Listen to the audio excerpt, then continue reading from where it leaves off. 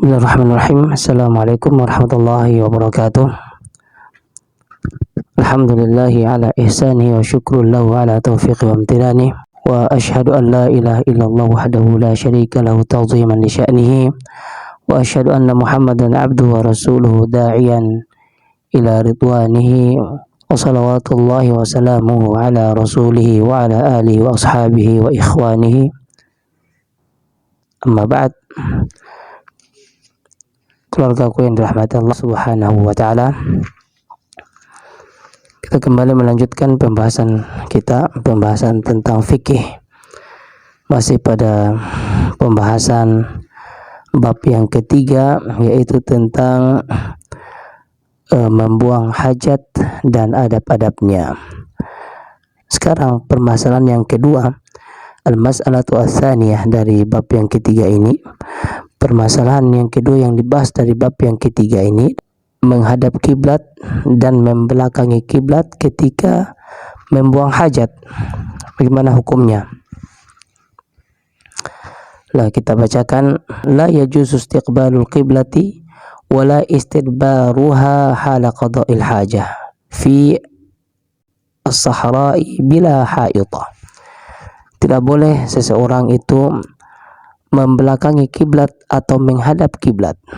Ya, tidak boleh seseorang menghadap kiblat dan membelakangi kiblat ketika ia membuang hajat di tempat terbuka. Sahra ini maksudnya padang pasir, ya, tempat terbuka, bila haid, tanpa ada pembatas dan penghalang antara dirinya dengan kiblat.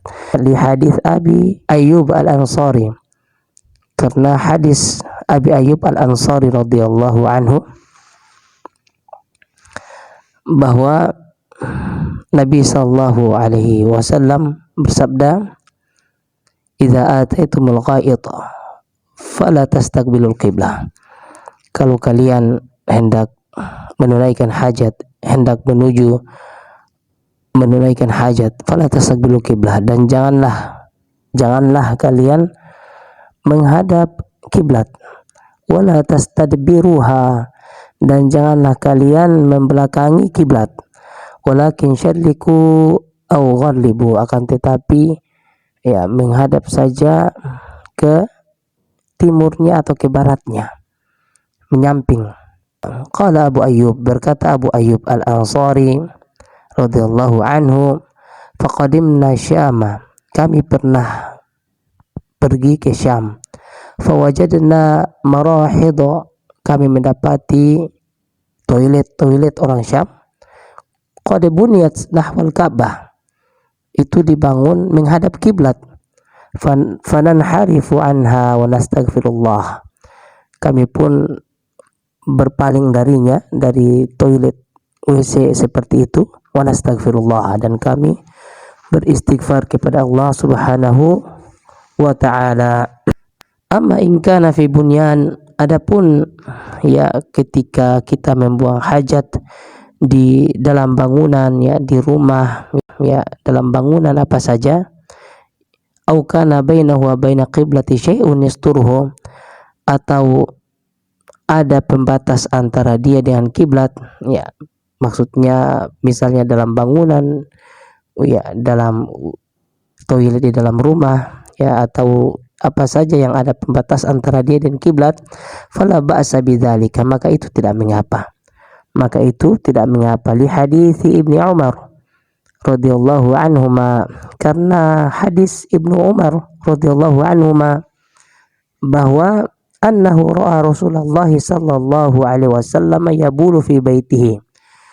Ibnu Umar ketika masih kecilnya pernah pernah jalan-jalan di rumah Nabi sallallahu alaihi wasallam, karena kita tahu bahwa Ibnu Umar ini dengan Nabi sallallahu alaihi wasallam itu termasuk, kalau dengan Nabi anggap seperti adik ipar, ya, karena Nabi kan menikah dengan Hafsah, anaknya Umar, sebentar Hafsah adiknya Abdullah ini Ibnu Umar, maka hubungan begitu dekat. Apa namanya itu kalau dalam bahasa? Adik ipar, ya, seperti itu. Ibnu Umar bermain, ya, manjat-manjat di rumah Nabi sallallahu alaihi wasallam.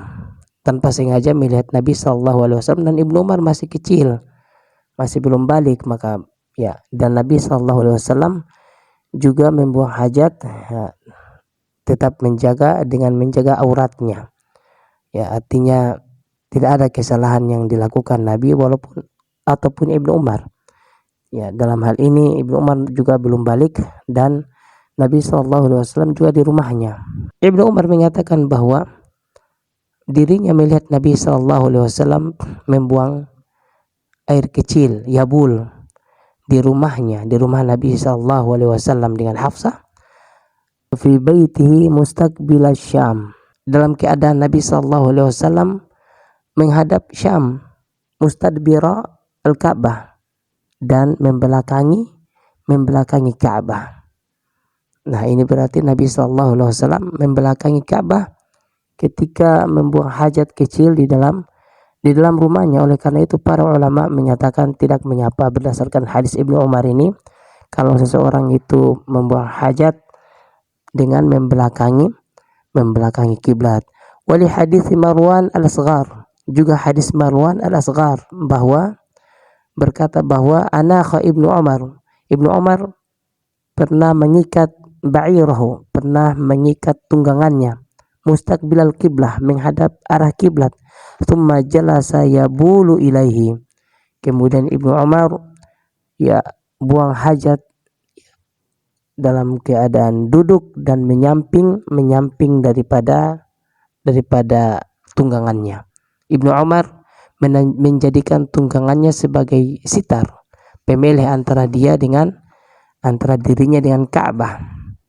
Fakultu, kemudian Marwan al-Asghar ini yang menyertai Ibnu Umar dalam perjalanannya ini kemudian menyatakan, Aba Abdurrahman ini adalah nama lain, nama kunyah daripada Ibnu Umar, bapaknya Abdurrahman ya. Aba Abdurrahman, wahai Aba Abdurrahman, alaysa qad nuhiya an dzalika, bukankah kita telah dilarang seperti itu, yakni menghadap kiblat? Maka Ibnu Umar mengatakan, bala, ya benar tentu, akan tetapi innama nuhiya an hadza fil fadha. Ibnu Umar mengatakan bahwa akan tetapi kita itu dilarang menghadap kiblat ketika membuang hajat di tempat yang terbuka tanpa ada pemeleh.